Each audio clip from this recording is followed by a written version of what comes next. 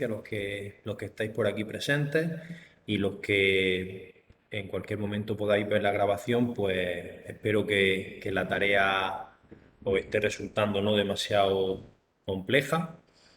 Y bueno, si tenemos alguna duda, pues para eso estamos en esta videoconferencia y en todas las que necesitamos, ¿vale? He evidenciado un problema principalmente. De los tres ejercicios de los que consta la tarea, el primer ejercicio es un ejercicio muy sencillo. Tenemos que implementar un cliente HTTP. La conexión es fácil, consigo la conexión, consigo bueno, visitar esa página, esa JPG o ese lo que sea que está en un servidor HTTP. Consigo capturar las cabeceras y he visto que tenéis una gran dificultad a la hora de trabajar con esas cabeceras. Lo que estáis haciendo es coger toda la información de todas las cabeceras, de la cabecera, en un string y estáis ahí sufriendo mucho, como le decía antes a uno de los compañeros, sufriendo mucho para intentar sacar la información que os pido de la cabecera. Trabajando con split, con patrones y bueno, pues, con muchas historias más, ¿no? La idea no era eso, ¿eh? Ahora vamos a ver cómo el método que me devuelve la cabecera me devuelve la cabecera en una estructura de datos que utilizabais en programación. Esa estructura en un mapa. Entonces tendríais que haber manejado el mapa, que es una estructura muy potente, para que en pocas líneas de código pues consiguiera obtener la información, ¿vale? Yo ahora os he montado un pequeño ejercicio en el que almacenamos en un mapa los jugadores de la selección española que ganaron la Eurocopa, la primera de las tres Eurocopas, Mundial Eurocopa, ¿vale? Pues la primera Eurocopa, eh, la de Viena y no sé, eran dos países, no me acuerdo dónde era la Eurocopa esa. Pues vamos a almacenar esos jugadores que nos dieron una Eurocopa más, la vamos a almacenar en un mapa. Entonces vamos a ver cómo se trabaja las operaciones básicas de un mapa, que era realmente lo que deberíais de haber hecho. No lo he penalizado, es decir, a mí lo que me interesaba eran las palabras reservadas específicas, las llamadas funciones, a métodos, perdón, específicas para trabajar con un cliente HTTP. Luego, si lo habéis hecho luego el capturar la información con string, no lo he penalizado. De hecho, hay muchos que han sacado un 10 y no han utilizado ese mapa. Pero es cierto que habéis tenido que sufrir cuando no deberíais de haber sufrido tanto, ¿vale? Bueno, directamente vamos a verlo. Vamos a compartir escritorio.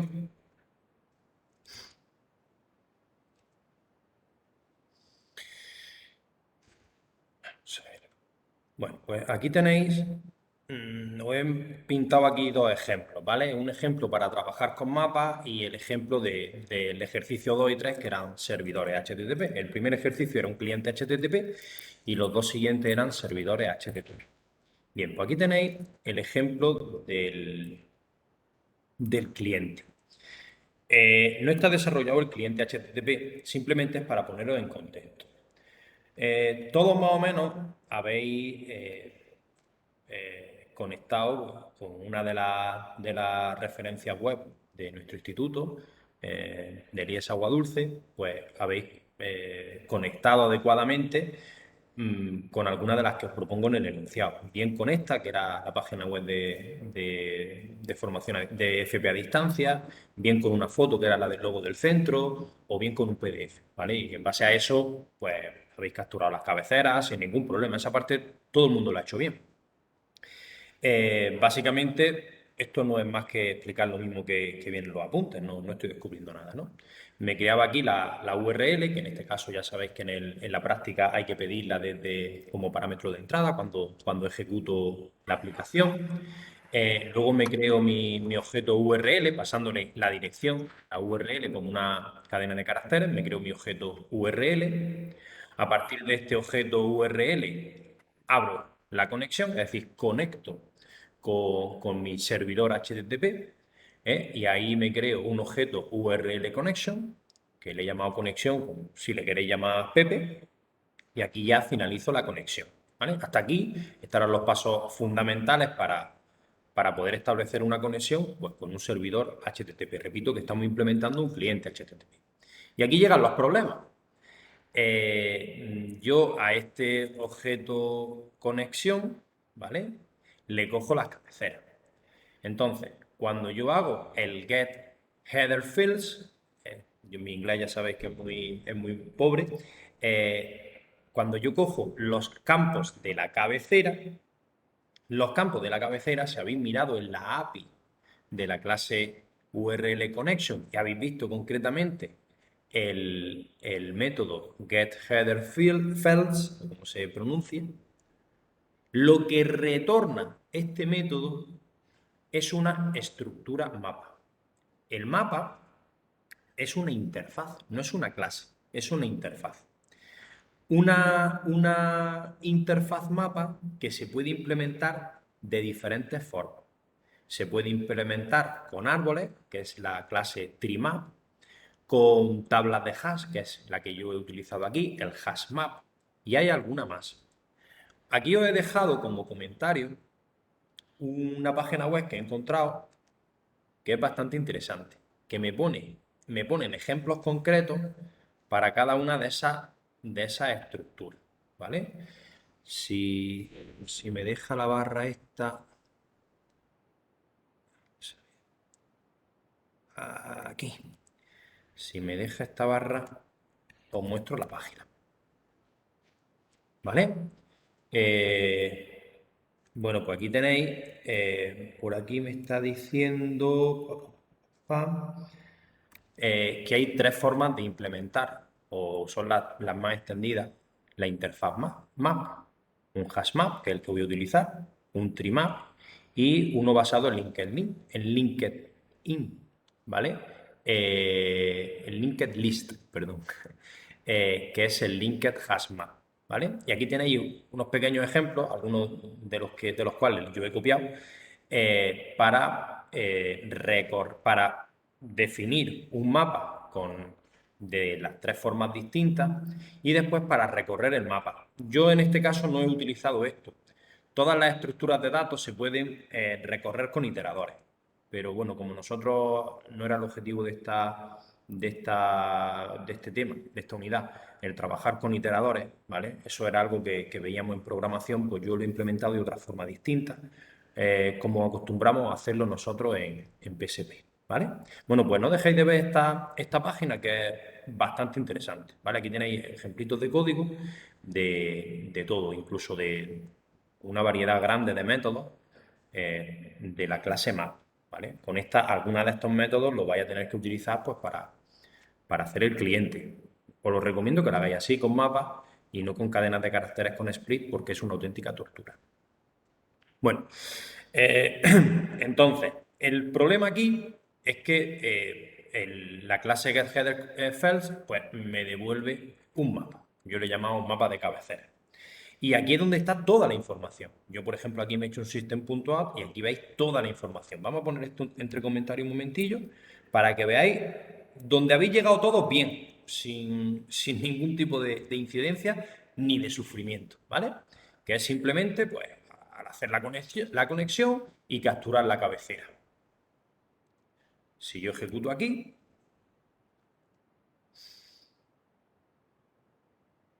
bueno, también os digo que aquí no estoy haciendo el tratamiento de excepciones, no he utilizado try, ni catch, ni nada de eso, que esto es algo que sí tenéis que hacer. Una alumna me ha preguntado, y si me da tiempo voy a hacer un pequeño ejemplo para el tratamiento y el uso de las excepciones, ¿vale? Bueno, pues aquí tenéis el ejemplo. Este es el mapa de cabecera. Aquí me pone exactamente toda la información del que, repito, está en el mapa. Fijaros cómo muestra la información. El mapa es una estructura de datos indexada. ¿Qué quiere decir indexada? Que yo almaceno la información a través de un índice. Es decir, yo coloco el elemento, el valor, en una posición u otra en función de su clave, de su índice. ¿De acuerdo? Entonces, siempre se dice que es una dualidad, que es una paridad. ¿Vale? Se trabajan los datos por pares, que es clave y valor. Todo mapa tiene de cada elemento que almacena su clave y su valor. Y aquí me está mostrando, cuando yo hago un toString, como el que estoy mostrando aquí, fijaos que aquí tengo, esta sería la clave, es decir, el tipo de cabecera es la clave, la cookie, la fecha, todo lo que estoy comentando, esos son la clave, y después tengo aquí su valor.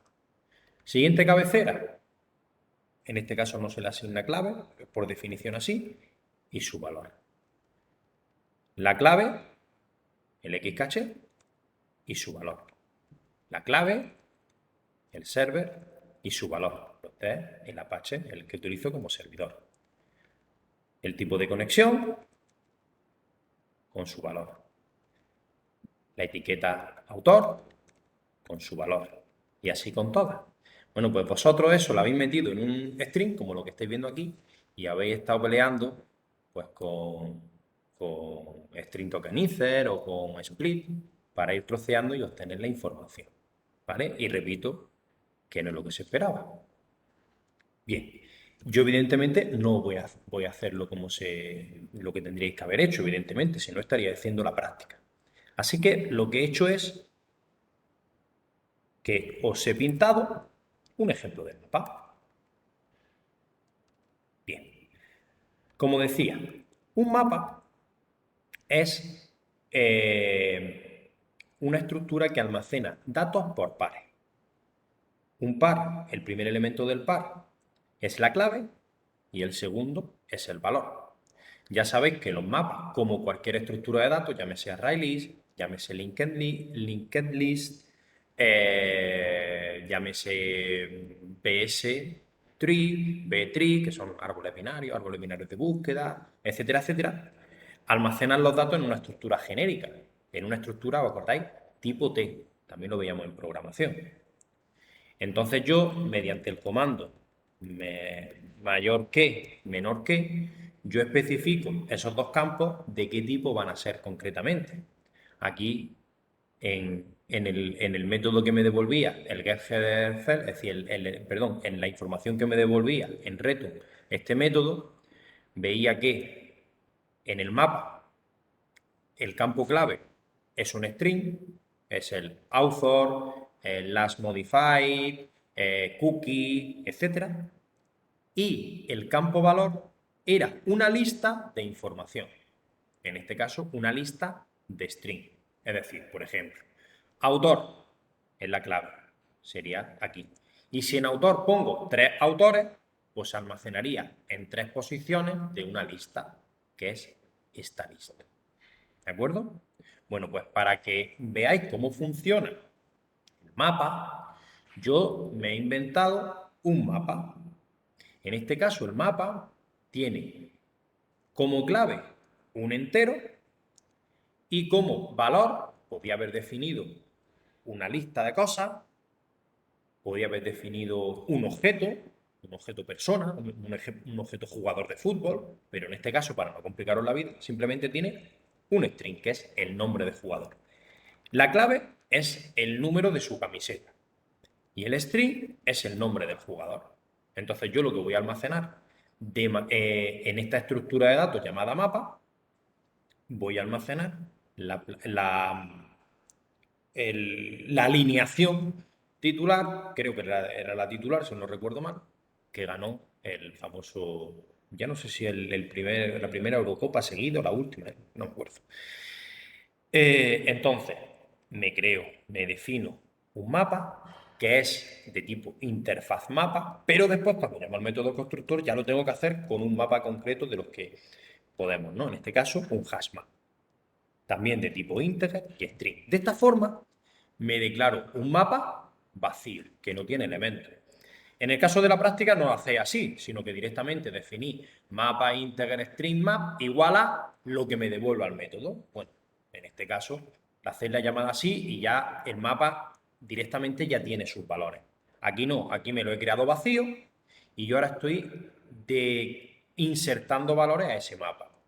Se inserta, pues ya sabéis que cuando yo tengo un determinado objeto, pues cuando hago map punto, aquí me aparecen todos los métodos que tiene el mapa, ¿vale? Pues aquí tenemos el eliminar, reemplazar, ver el keyset. Lo que hace es que yo le doy, si no recuerdo mal, le daba la clave y me devuelve los datos asociados a esa clave. El isEmpty me dice si el mapa está vacío. El get, aquí tenéis un mogollón. Contains, bueno, tenéis bastantes métodos que si nosotros buscamos en Google HashMap API, pues ahí vemos todos los métodos, lo que hacen, las excepciones que tienen, todo. En este caso yo lo que utilizo es para insertar elementos el put. Entonces yo le doy el valor de la camiseta, que es la clave, y el nombre del futbolista. Y en base a la clave lo almacena en una posición. ¿Dónde? ¿Cómo lo hace? No me importa. Para mí el mapa no es más que una caja negra, ¿vale? Es una estructura de datos que yo tengo que utilizar. En este contexto solo tengo que utilizarla. Entonces, bueno, pues aquí veis que estoy insertando a todos los jugadores que ganaron esa Eurocopa X, ¿vale? Dándole el número de camiseta y su nombre, ¿vale? Entonces, básicamente, después de esta línea de código, en la línea 50, yo tengo algo parecido al map cabecera. Yo tengo ahí algo que tiene mucho valor, que tiene la información que yo estoy buscando, pero que no sé cómo sacarla. ¿De acuerdo? Bueno, pues en este caso, yo puedo recorrer un mapa de muy diversas formas, ¿vale? En la página web que os he dado, recorren los mapas con iteradores, ¿vale? Que es una estructura de datos eh, muy potente, muy potente. Además, está muy bien porque cualquier estructura de datos, mapas, árboles, se pueden recorrer con iteradores de la misma forma. Es decir, yo puedo recorrer lo mismo un árbol que un mapa, que una lista enlazada, utilizando iteradores, ¿vale? Pero como nosotros ahora mismo no es el objetivo el trabajar con iteradores, pues aquí os propongo una forma que estamos acostumbrados a trabajar, ¿vale? Esto es mediante un bucle for y ya la llamada al método keyset. Antes creo que he dicho el keyset que yo le daba la clave y me devolvía el objeto. No, perdón, estaba confundido. El keyset lo que me devuelve es un vector. Realmente no es un vector, es una estructura de datos llamada set, que es un vector ordenado, ¿vale? Me devuelve un set, en este caso ya digo, una colección de las claves de todos los elementos que tiene el mapa, ¿vale? Es decir, keyset me devuelve una colección que tiene el 1, el 3, el 6, el 7, el 8, el 11, el 14, el 15 y el 18. Me devuelve todas las claves. Entonces yo en un bucle for estoy recorriendo todas las claves. Es decir, en la primera vuelta del bucle for, pues clave vale 1. En la siguiente vuelta, clave vale 2. Perdón, clave vale 3. En la siguiente vuelta, clave vale 5. En la siguiente vuelta, clave vale 6. Clave vale 7. Clave vale 8. Entonces, para cada valor de la clave, que yo lo meto en un integer, aquí hago con el método get. El método get, yo le doy una clave y me devuelve su valor. Ya sabéis que el mapa almacena los datos como un par. Clave, valor. Pues entonces yo, el método get funciona, que yo le doy la clave, en este caso el 1, y me devuelve el valor, casillas. Y casillas lo almaceno, Iker casillas lo almaceno en la variable valor. Y luego muestro el valor de la clave y el valor de, en este caso, el nombre. ¿Vale? Entonces funcionaría de la siguiente forma. Run file.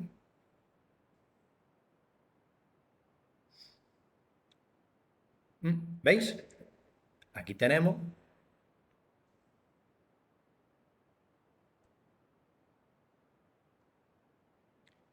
clave 16, valor busquet. Clave 1, valor casillas. Clave 18, valor Pedrito. Clave 3, valor Piqué. Clave 5, valor Puyol, ¿vale? Aquí lo está haciendo todo. No entiendo muy bien el por qué este 16 y este 18, Busquets y Pedrito, no se me han colocado en su sitio, porque fijaros que los datos que estoy devolviendo aquí no son los mismos con los que yo había, con los que yo había asignado al mapa. Y en teoría, el método case-set lo que me devuelve es todas las claves en una estructura de datos llamada set. Vamos a ver si es que yo me estoy equivocando. Para eso nos vamos a la API de la clase hashMap de Java.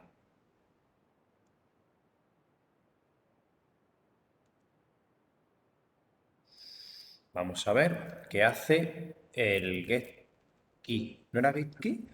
No. ¿Cómo era? Que no me lo joder, qué memoria tengo yo. Kset. Anda que parecido. Me voy aquí.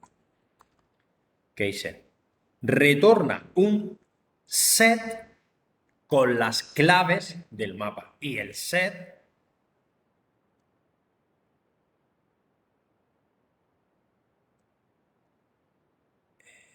¿dónde me dicen qué orden está? Es una colección que contiene elementos no duplicados.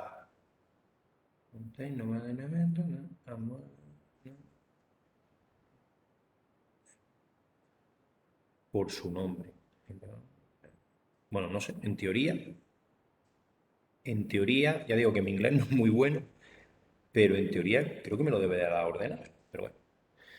Pero bueno, a nosotros en este caso, para este ejercicio concreto, es que tampoco nos da un poco igual, ¿vale? Entonces, fijaros cómo puedo recorrer con facilidad, con un simple bucle for, puedo recorrer. Entonces, ¿qué tenía yo que hacer? Y no lo voy a escribir, porque si no lo estaría haciendo. Yo hago a mi mapa de cabecera un kset. ¿Qué me va a devolver? Las diferentes cabeceras. El cookie, la fecha, ¿vale? El last modify. Entonces, esos son strings. Pues entonces yo esto aquí lo meto en un string. Entonces aquí voy haciendo el get. Y cuando el get coincida con las palabras reservadas que yo os pido, mostráis el valor. Si no coincide, pasáis al siguiente. ¿Vale? Y fijaros cómo lo que vosotros habéis estado haciendo con una buena decena de instrucciones, yo lo hago con un bucle for. ¿Vale? ¿Tenemos alguna duda sobre el uso del mapa para mejorar el cliente HTTP? Pero nosotros tenemos un problema ahí y es Dímelo. que nuestra información en una de las etiquetas viene mezclada. Entonces, por ejemplo, en la cookie viene la cookie y también pone el path, muchas cosas. Tendríamos que hacer algo después también, ¿no? Vamos a ver. Por eso primero lo que he hecho es mostraros lo que tiene el mapa. ¿Vale? Vamos a ver dónde está la cookie.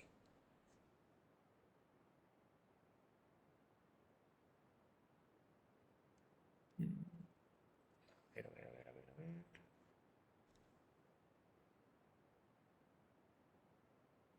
A ver. Es de la última. Aquí está. Bueno, pues en el caso de concreto, en el que el set cookie, como es una lista, ¿vale? Aquí me está dando una lista de cosas. Me está dando este elemento y este elemento. Me está dando una lista con tres cosas. Bueno, pues en este caso, en vez de coger y mostrar todo, mostramos solo lo que está en la primera casilla, que es el valor de la cookie. Es decir, Esos son cuando, diferentes datos, ¿no? cuando el No campo... es un string, Perdóname, no es un string todo junto, sino que son tres datos diferentes. míralo, míralo aquí. A ver, ¿dónde está? ¿Dónde estoy? Aquí. Míralo aquí. El Ajá. mapa de cabecera es la clave, cookie, set cookie, expires, ¿vale? Todo eso es esto. Y después lo que tiene es una lista de string. Es decir, por eso pone la notación de abro y cierro corchetes. Porque en este caso el set cookie, bueno, por ejemplo, el campo body, que no sé lo que significa el campo body. El campo body tiene un solo dato. Es una lista de string que solo tiene un string. Ahora, el campo set cookie es una lista que tiene un elemento. No me digas que lo he perdido. Tiene un elemento que es la cookie que yo os pedía. ¡Ah! Tonto. Aquí. Tiene un elemento, que es el que yo os pedía, el valor de la cookie. El segundo elemento, en este caso con el método toString, pues me la ha separado con punto y coma. El siguiente elemento es path igual y la barra del 7. Y el tercer elemento es HTTP only. Bueno, yo solo te pido el valor de la cookie, pues en este caso nosotros tenemos que ver cómo el método get me devuelve una lista, bueno, pues como yo lo primero que he hecho es para ver cómo me dan las cosas, lo he mostrado por pantalla con un system.out, que es el que estoy mostrando aquí, pues ya tendréis que ver. No, el set, el cookie tiene tres cosas. La lista solo tiene tres cosas. Y quiero la primera. Pues yo, lo que me devuelve el get, que lo que me devuelve es, en este caso, lo que me devuelve es el valor del ejemplo que yo he puesto. Aquí es que directamente lo que me devuelve un string. Pero en el caso de que no sea un string, sino que sea una lista de string, ¿vale? Si esto fuera así, pues entonces yo, en vez de hacer mapa.getClave, yo tendré que hacer map.getClave.get en la posición 0. Si fuera el primer elemento. Si el chorizo de número de la cookie, en vez de estar en la primera casilla, estuviera en la segunda, pues yo tendré que poner aquí un 1. ¿Me entiendes o no? Sí, sí, sí. A ver, ¿Vale? Ten en cuenta, sí. tú no tienes nada más que ver. Vamos a recuperar esto. Tú lo único que te tienes que fijar es en la definición del mapa. Entonces, ten en cuenta que el campo no es un string como el ejemplo chorra que yo he puesto con la selección de fútbol. Es una lista de string. Entonces tú lo primero que haces es pintarlo para saber dónde está la información que quieres ver. Y luego ya en base a dónde esté, actúa en consecuencia. ¿Vale? Ujú. ¿Alguna Correcto, sí. duda más con Vale. esto? ¿No? Vale. Ahora vamos con los servidores HTTP. La diferencia entre el ejercicio 2 y el ejercicio 3 era cambiar una línea de código, ¿vale?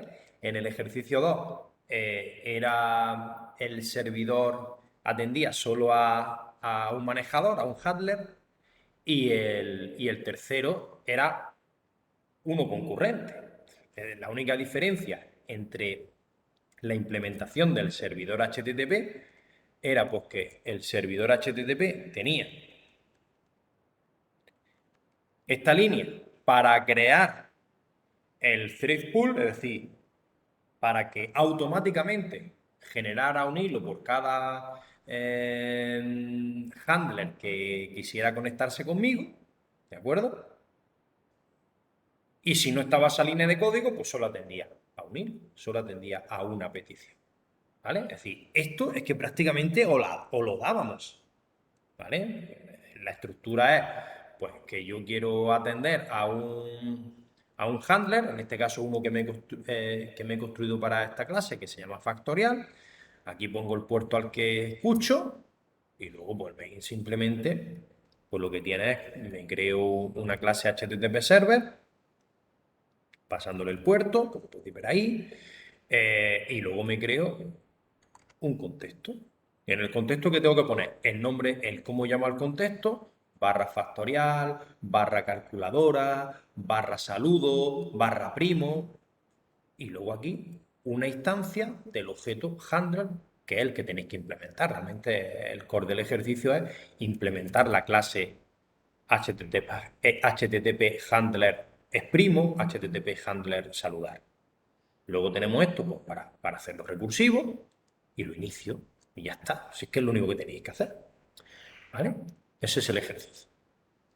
Ahora, El core del ejercicio. Aquí tenemos, aquí os he pintado un handler, un servicio que es calcular el factorial de un número.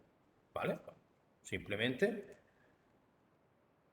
me creo el método constructor handler, ¿eh? Y bueno, pues, esto también os lo dábamos prácticamente. Me creo mi objeto URI, mi objeto URI, ¿vale? Eh, Aquí tengo, antes de nada, al método constructor, yo le tengo que pasar un objeto HTTP Exchange, ¿vale? Que le llamamos intercambio porque precisamente es el nombre de lo que hace, ¿no? Pues entonces me creo mi GetRequestSuri, que lo que hace es establecer esa, pues llamémosle conexión cliente-servidor, y lo meto en un objeto URI, ¿vale? Esto es supletorio, esto simplemente es para mostrar información de cuándo se ha conectado, etcétera, etcétera. Es decir, realmente me creo, entre comillas, la conexión. Y luego aquí, segundo paso. Capturo esa petición que me hacen, que es cuando pongo en el navegador y pongo es primo 24. Pues ese es primo 24 lo capturo ahí y lo meto en una variable que es un string, ¿vale? Porque fijaros, lo que estoy haciendo es que lo que capturo en el getQuery, es decir, lo que he escrito en el navegador, lo capturo como un string. Establezco la conexión, capturo esa petición y la meto en un string. Que aquí lo que hago es que directamente lo he pasado al método crear respuesta, pero fijaros que el crear respuesta lo que está recibiendo es un string. Es decir, esta query lo que me devuelve es un string con la petición. Nada más. Entonces, establezco la conexión. Recibo la petición, la query. En base a esa query, doy la respuesta y por último le hago un set response head, es decir, le envío el método set, es enviar, envío la respuesta, que lo que tiene es un comando de OK, que he recibido bien, que está todo en regla, ¿vale? Y la respuesta, que esto es un string, la respuesta que he generado, en este caso, pues factorial.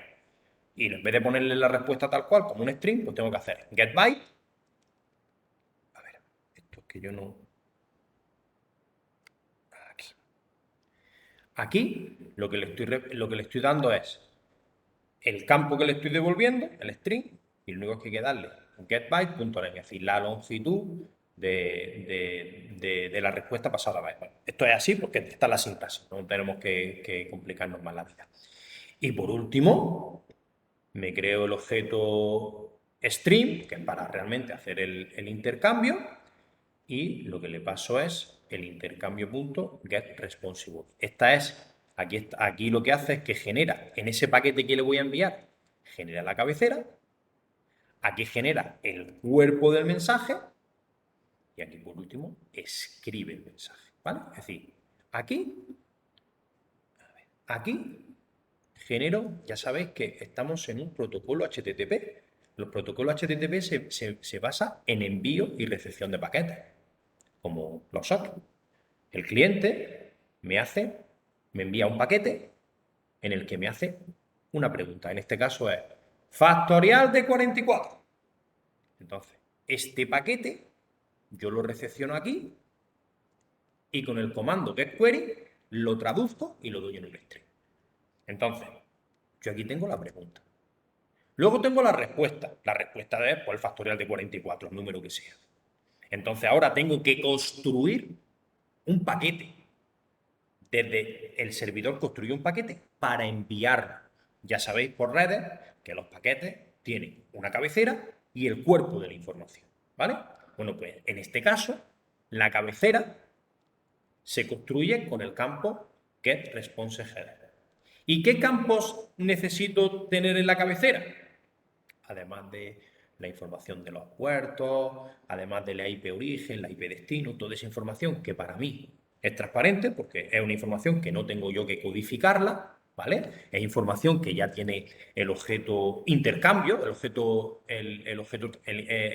intercambio, el que tiene la información de IP origen, IP destino, todo ese tipo de información, los puertos, ¿vale? Además, ¿yo qué le tengo que dar en mi programa? Pues le tengo que dar el código 200, que quiere decir que la petición me ha llegado bien y que le voy a dar una respuesta correcta, afirmativa. Y en este caso lo que tengo que darle es la longitud del campo de datos, que es la respuesta, el string con la respuesta, punto getByte, es decir, me lo pone en formato de byte, punto name, es decir, bueno, este es el tamaño del campo de datos. Eso es la información que tiene la cabecera. La cabecera, repito, que tiene más información, pero esta es la que yo le tengo que dar a la cabecera. Y por último, en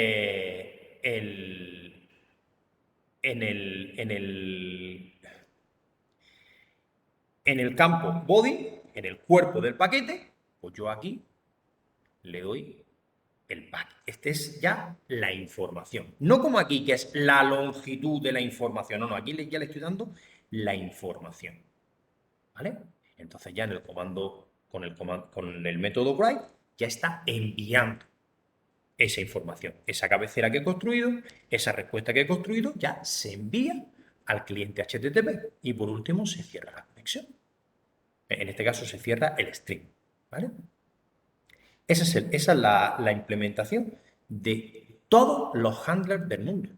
La única cosa que cambia del handler que os estoy pintando aquí con el handler que hagáis vosotros es porque el crear respuesta hará otro cálculo distinto. Cogerá esto y saludará, y el response será un saludo, hola Pepito, será si es primo o no es primo, será lo que sea, pero lo demás esto es lo mismo.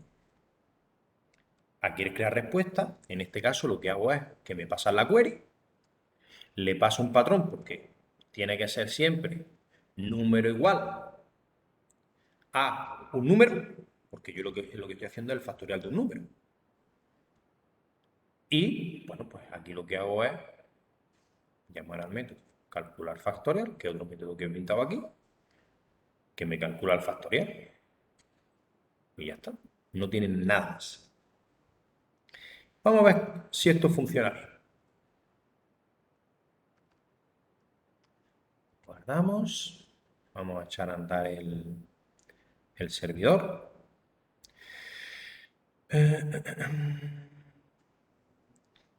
Raw file. Bueno, aquí está a la espera el servidor, ¿veis? Aquí está la escucha. Y vamos a hacer, lo he puesto que espere en el puerto 80, luego sería localhost, factorial, que es el nombre del handler, número, y el factorial de 5. 5 por 4, 20, 20 por 3, 60 y 60 por 2, 120.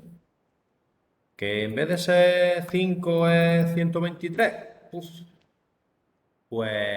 es 0, es 0. Eso es porque se ha salido de rango de lin, ¿vale? Me he pasado de grande. Factorial de 12. Hay que fijar, los números factoriales son buenas. 479 millones. Es 0, repito, porque es que ha habido un overflow. Y ya está, si es que no tiene más el ejercicio, ¿vale? En este caso, como es concurrente, ¿cómo leche oculto yo esto para que no se vea? Que me está parando. Ay, no acabo de manejar yo bien el jueves este. Si yo, por ejemplo, tengo localhost factorial, en vez de 12 vamos a hacer un número que sea más grande para que tarde un poquito más. Bueno, es que tarda bastante poco. 30. No, es que tarda muy poco. Pero bueno, si yo esto lo ralentizara un poquito más, pues me daría tiempo a ejecutar 2 llamadas simultáneamente, porque lo he puesto concurrente. ¿De acuerdo? Por ejemplo, si yo aquí lo meto en el calcular en el calcular factorial, yo le meto un sleep o le meto simplemente un for que no haga nada. Esta es la manera rudimentaria o penca, como queráis, de meter un sleep, ¿vale?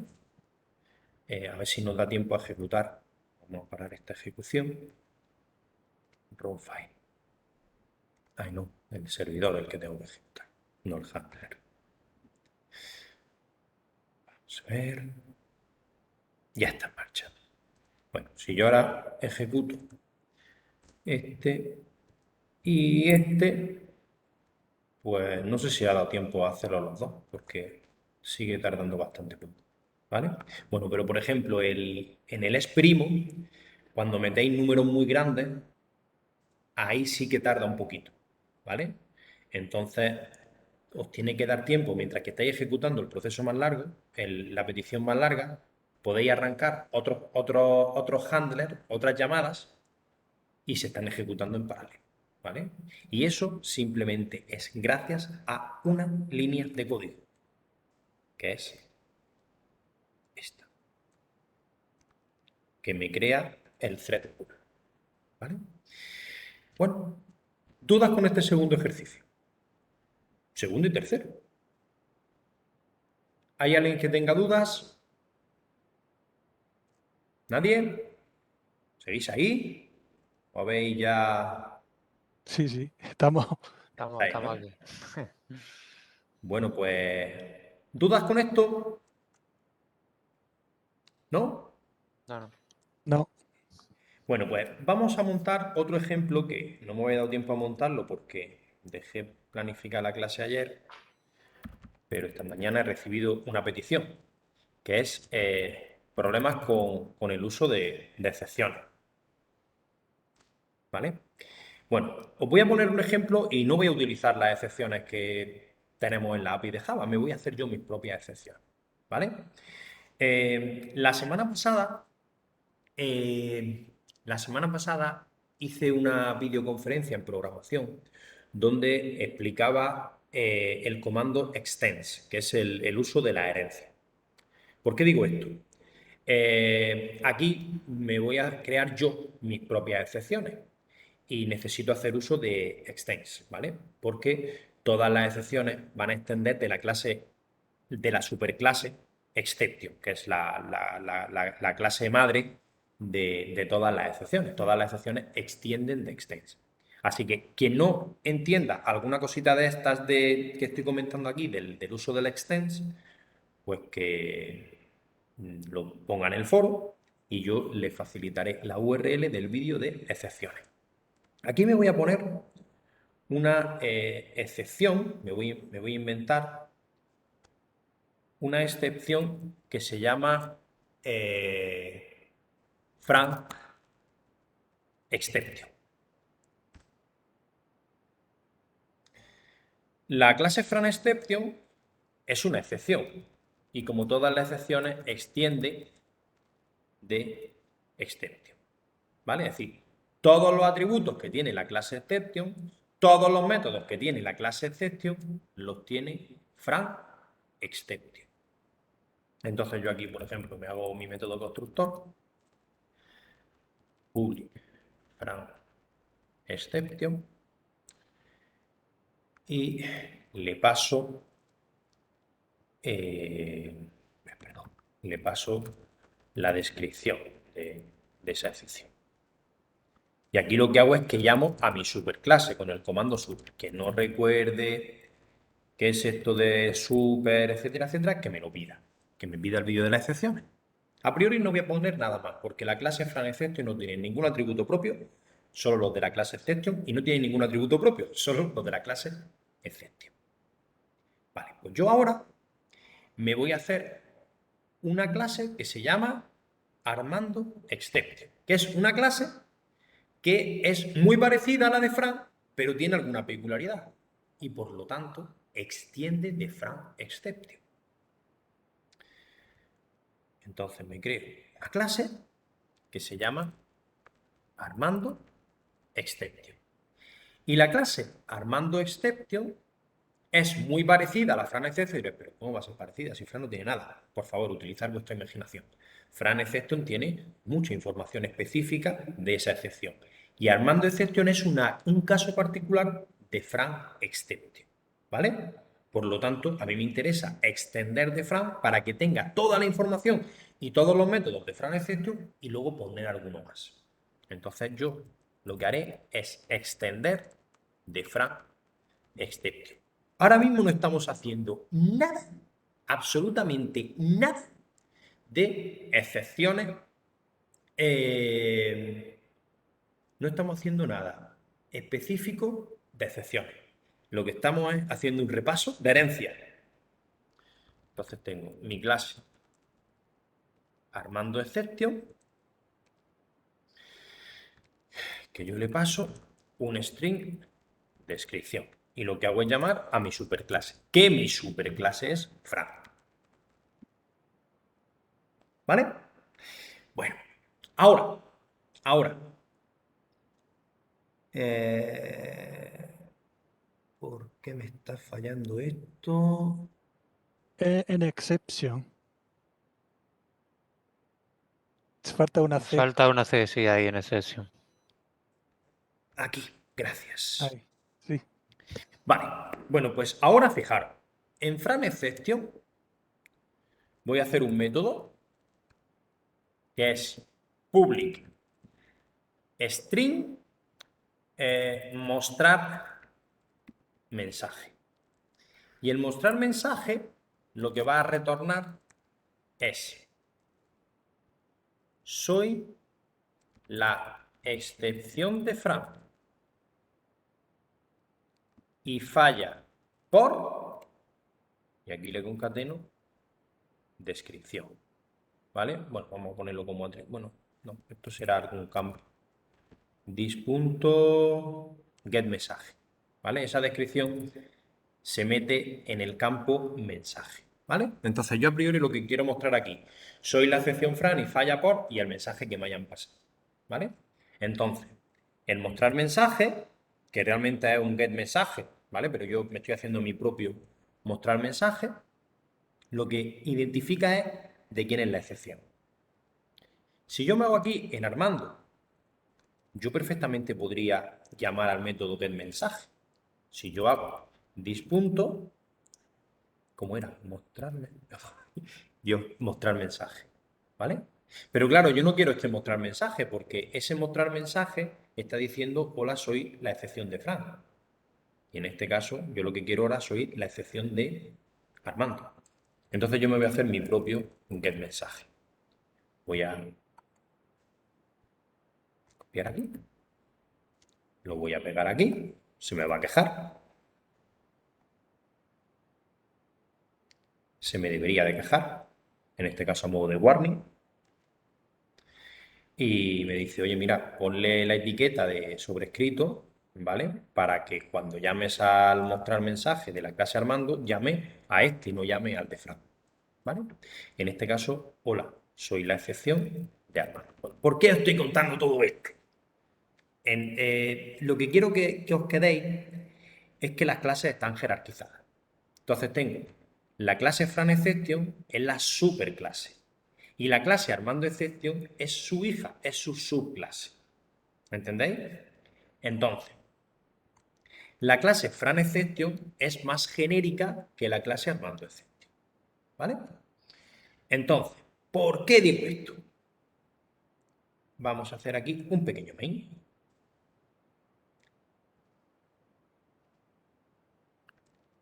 Prueba.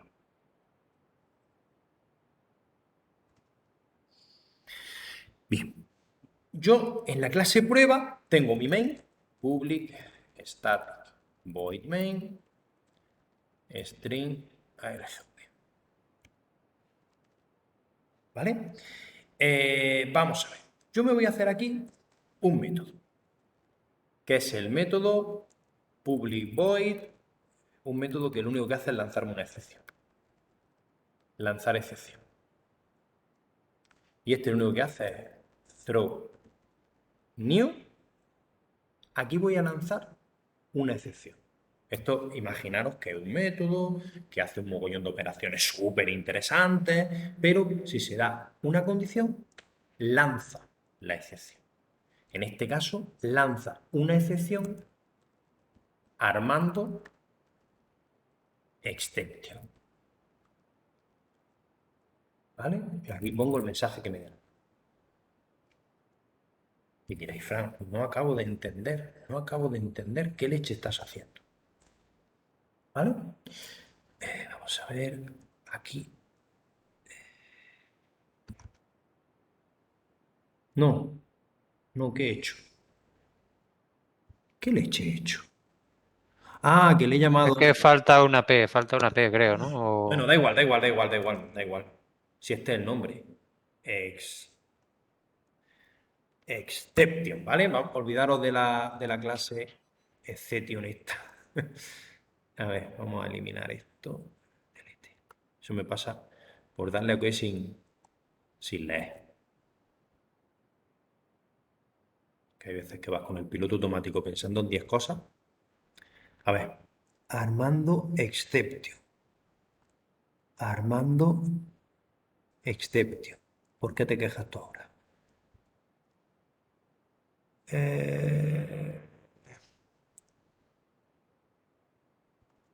Vale, sí, para decir que este lanza Armando Exception. Bueno, entonces fijaros cómo cuando yo hago un try y llamo al método lanzar excepción, que realmente no me está haciendo nada más que lanzar excepciones, yo hago catch Armando Exception. Y aquí hago aquí hago system.out print ln ¿cómo era? Mostrar mensaje. ¿Vale? Esto tiene que ser static. ¿Entendéis lo que estoy haciendo, no? Es decir, yo me he creado una excepción que se llama Armando Exception. Entonces yo, en mi main, cuando llamo dentro de un try de un catch, llamo al lanzar excepción. Como lo único que hace es lanzarme la excepción, pues aquí la tengo que capturar aquí en la E y tengo que mostrar este mensaje. ¿Vale? Bueno, run file.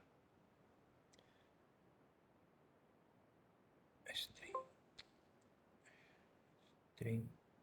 ¿Cómo era aquí? Aquí.